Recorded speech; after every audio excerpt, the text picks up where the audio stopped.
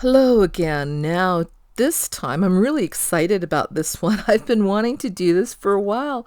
We're going to do a submarine, a yellow submarine. Partly because my paper is yellow, but I find that really humorous. Now, you absolutely do not have to do a yellow submarine. If you would like to do another color, you can absolutely. The submarine that I drew is a little bit complicated, but check this out. Look at this cloth. I cut this out of my scroll here because I didn't really want to deal with that big yellow patch there. But looking at it, that's a great pattern there to make a yellow submarine, a little blobby cartoon-like yellow submarine.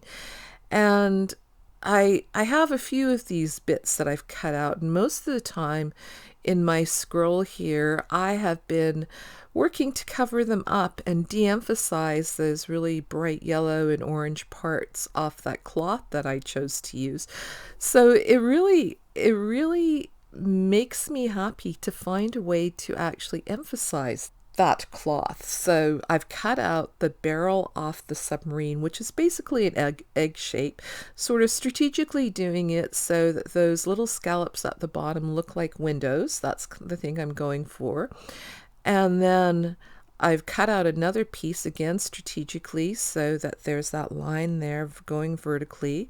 That's going to be a fin at the top of my submarine, and I'm going to do a simpler shape than what I drew on the paper because this fabric that I'm using here frays quite a bit, and I'm not making a very big shape, so I feel like trying to add in a periscope would not work very well, and do a rough cut that's bigger than what I want it to be, and then I can trim it down to size and to create more detail and shape things.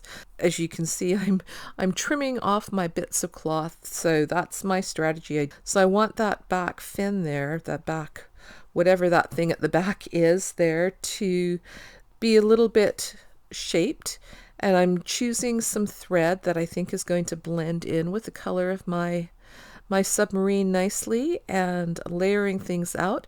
I've changed the direction. I thought the way it looked before, it was running away from that huge giant octopus. So I've changed the direction so it's heading into the water rather than out of the water. And this time I'm definitely going to use blanket stitch to attach my yellow cloth there because, like I mentioned, it unravels quite easily, as I found with using it for the background. I actually had to do a blanket stitch all the way across the top to stop it from unraveling. So I'm definitely going to do that here, and I'm going to take quite long stitches into the yellow cloth to make sure that it's well secured. And I've started out with just the body of the submarine, and now I'm adding in that top fin. And looking at the submarine the way that I've cut it out here, it's quite noticeable how the shape mimics the shape of a fish, how the human invention, the submarine, was modeled after the shape of a fish, really, which is kind of interesting observation. But I'm at this point, I'm not going around the fin, even though I've introduced it so it's not sitting right at the edge off the body. It's tucked in underneath, but I'm still going around the body. I could have done either. I could have gone around the fin or continued around the body, because I'll eventually have to do both. And now that I've finished going across the bottom of the fin there, now I'm going around the top of the fin. And I mean, I could have continued going around the body off the submarine and then done the rest of the fin later on. Doesn't really matter. Eventually I need to go all the way around the whole thing. So I'll continue again with my same blanket stitch around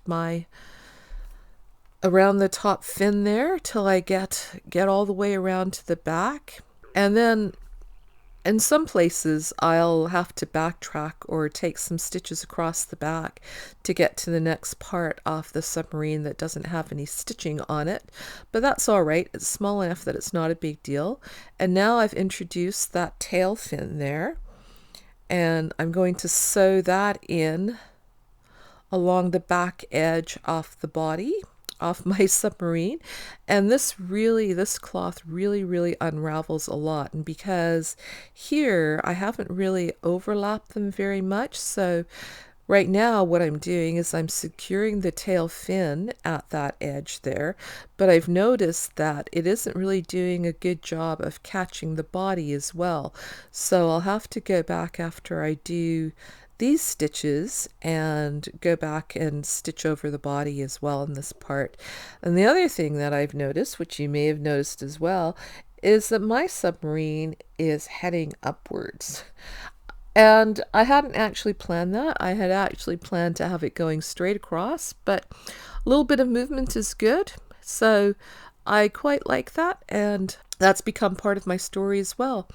And there you go. Now I've got all my bits stitched down, and I quite like my cute little yellow submarine. Once again, thanks for watching, and I will see you again soon. Bye for now.